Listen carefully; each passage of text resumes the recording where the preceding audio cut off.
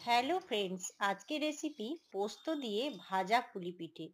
প্রথমে পোস্তটা আমি শুকনো খোলায় ভেজে নিয়ে শিলে কাঁচা লঙ্কা দিয়ে বেটে নিলাম। তারপরে চালের গুঁড়োটা জল ফুটিয়ে লবণ দিয়ে স্বাদ মতো চালের গুঁড়োটা মাখিয়ে নিয়ে একটা ডো তৈরি করলাম।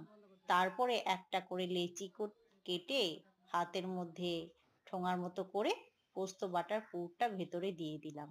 এদিকে কড়াইয়ে জল ফুটিয়ে নিয়েছিলাম। এবার একে একে পুলি পিঠেগুলো সেদ্ধ হতে দিলাম।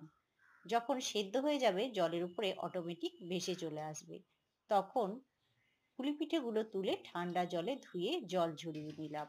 তারপরে ভালো করে জলটা ঝরানো হয়ে গেলে কড়াইয়ে সর্ষের তেল গরম করে 1 চিমটে হলুদ দিয়ে তেলটা ভালো করে ভেজে নিয়ে কিছুটা করে পিঠে দিয়ে ভেজে নেব।